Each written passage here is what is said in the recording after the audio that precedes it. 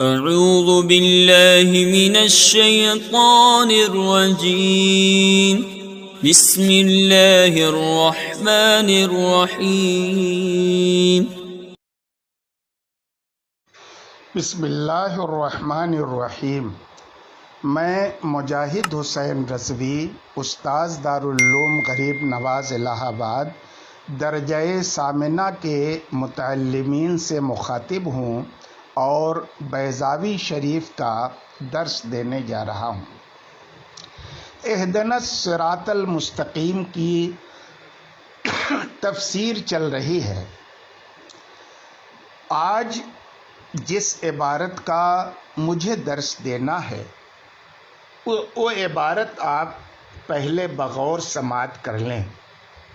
صاحب بیضاوی کہتے ہیں والامر والدعاء یتشارکان لفظا ویتفاوتان بالاستعلاء والتسفل وقیل بالرتبہ والصراط من صرط الطعام اذا ابتلعه فكأنه يسرط الصابلة ولذلك سمي الطريق لقما لأنه يلتقمه والصراط من قلب السين سعدا ليطابق في الإطباق وقد يشم الصاد صوت الزا ليكون أقرب إلى المبدل عنه وقرأ ابن کثیر برواية قنبل ورويس عن يعقوب بالأصل وحمزة بالإشمام والباقون بالصاد وهو لغة قريش والثابت في الإمام وجمعه سرد ككتب وهو كالطريق في التذكير والتانيث والمستقيم المستوي المراد به طريق الحق وقیل ہوا ملت الاسلام۔ اس سے پہلے کہ میں عبارت کا ترجمہ آپ کے سامنے پیش کروں، عبارت کی جو وضاحت ہے حسب عادت میں وہ وضاحت آپ کے سامنے کر رہا ہوں۔ والامر والدعاء سے مفسر یہ بیان کر رہے ہیں کہ اہدنا بظاہر تو دعا ہے لیکن اس کا صیغہ امر کا ہے۔ چونکہ امر اور دعا میں لفظاً اور معناً دونوں اعتبار سے مشابہت ہوتی ہے۔ لفظاً تو ظاہر ہے اور معناً اس لیے کہ دونوں میں طلب کا معنی موجود ہوتا ہے۔ اس لیے ان دونوں کے بیچ یعنی امر اور دعا کے بیچ فرق کرنے کی ضرورت پیش آئی تو ان دونوں کے درمیان فرق کرنے میں معتزلہ کا اور اشاعرہ کا باہم اختلاف ہے۔ اشاعرہ کہتے ہیں کہ جو آمر ہوتا ہے وہ اپنے آپ کو بڑا سمجھتا ہے، چاہے فی الحقیقت وہ بڑا ہو یا نہ ہو، اور داعی اس کو کہتے ہیں جو اپنے آپ کو چھوٹا سمجھتا ہو، خواہ فی الحقیقت وہ چھوٹا ہو یا نہ ہو۔ اور معتزلہ یہ فرق بیان کرتے ہیں کہ آمر اسے کہتے ہیں جو واقعتاً مامور سے بڑا ہو، خواہ وہ اپنے آپ کو چھوٹا سمجھے یا بڑا سمجھے، اور داعی وہ ہوتا ہے جو واقعتاً چھوٹا ہو، خواہ وہ اپنے آپ کو چھوٹا سمجھے یا بڑا سمجھے۔ بات ختم ہو گئی۔ صراط یہ صریط الطعام سے بنا ہے۔ یہاں سے دو بحثوں کا مفسر آغاز کر رہے ہیں۔ ایک تو لغت اور قرات کے اعتبار سے اور دوم صراط مستقیم کا جو معنی مرادی ہے اس کے اعتبار سے۔ پہلی بحث کا حاصل یہ ہے کہ صاد کے ساتھ صراط اصل میں سین کے ساتھ صراط تھا، کیونکہ اس کا ماضی سرتا سین کے ساتھ آتا ہے، مگر سین کو صاد سے بدل دیا گیا، اور صاد سے بدلنے کی وجہ یہ ہے کہ طا یہ حروف مہجورہ مستعلیہ میں سے ہے اور سین محموسہ منخفضہ میں سے، تو گویا کہ دونوں کی صفت ایک دوسرے کی ضد ہے، اس لیے ان کا اکٹھا ہونا موجب ثقل ہے، اس لیے صاد کو سین کو صاد سے بدل دیا، کیونکہ صاد کو تا اور سین دونوں سے مناسبت حاصل ہے، تا سے حروف مطبقہ ہونے کے سلسلے میں اور سین سے محموسہ ہونے کے سلسلے میں۔ اور بعض لوگ صاد سے بدلنے کے بعد اشمام بھی کرتے ہیں۔ اشمام کا مطلب کیا ہوتا ہے کہ ایک حرف کو دوسرے حرف کے ساتھ ملا دینا۔ یہاں پر مراد صاد کو زا کے ساتھ ملا دینا ہے۔ اب اس کی ادائیگی کی صورت یہ ہوگی کہ ہونٹوں کے درمیان کشادگی رکھ کر ان کو ملنے نہ دیا جائے۔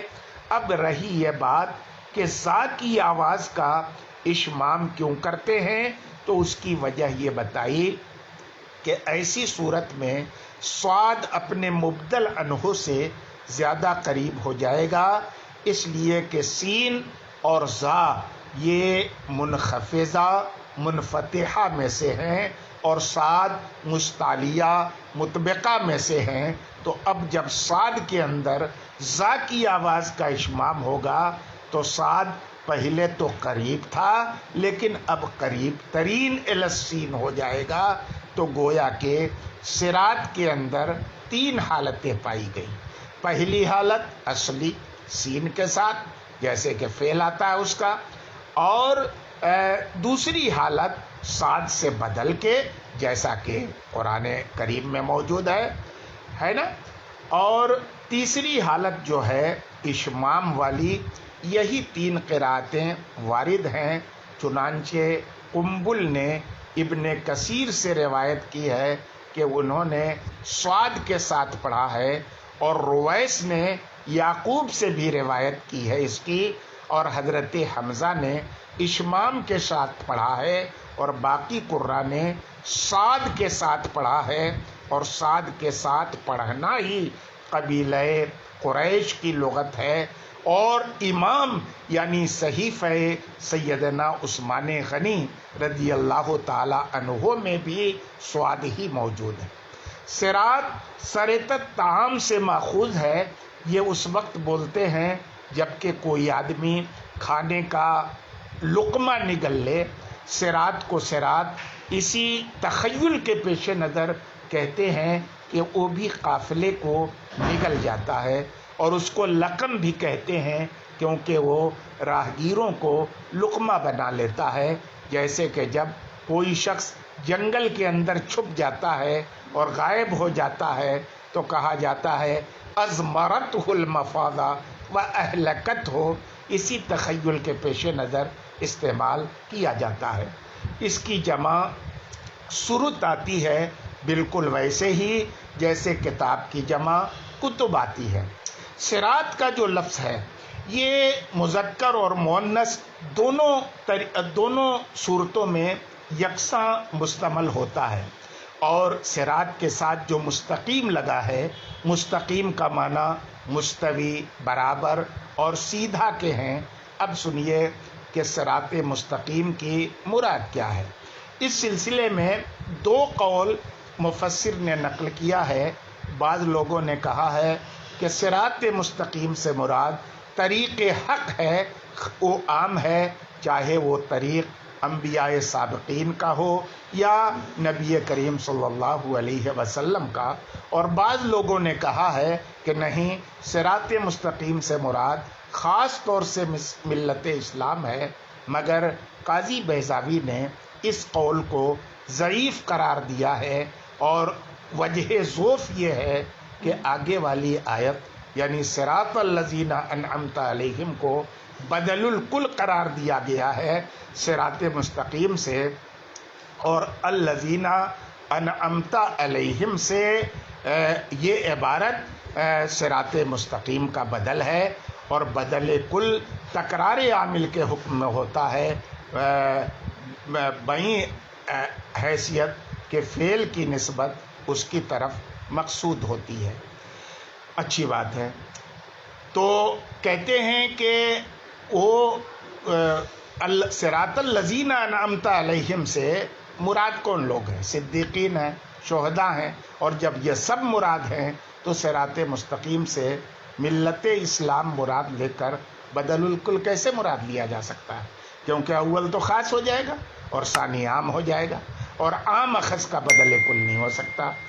اس لیے کہ بدل کل اور مبدل منہ ذاتاً اور مصداقاً متحد ہوتے ہیں، اور عام اور اخص میں یہ بات نہیں ہوتی. مگر یہ کہ تکلف کیا جائے اور کہا جائے کہ صراط مستقیم سے ملت اسلام مراد لے کر بھی بدل قرار دینا درست ہے، کیونکہ ملت اسلام بھی بمنزلہ جمیع شرائع ہے. کیونکہ جس طرح ملل سابقہ میں توحید کی طرف دعوت دی جاتی تھی، اسی طرح ملت اسلام میں بھی توحید کی دعوت دی جاتی ہے.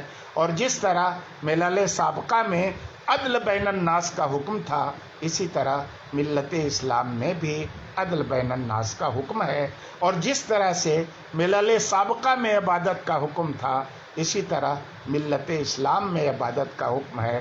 اب جب ملت اسلام جمیع شرائع کی منزل میں ہو گیا تو عام خاص کی بات نہ رہی، اور اس لیے اسے بدل قرار دینا درست ہے. آج کے سبق میں اتنا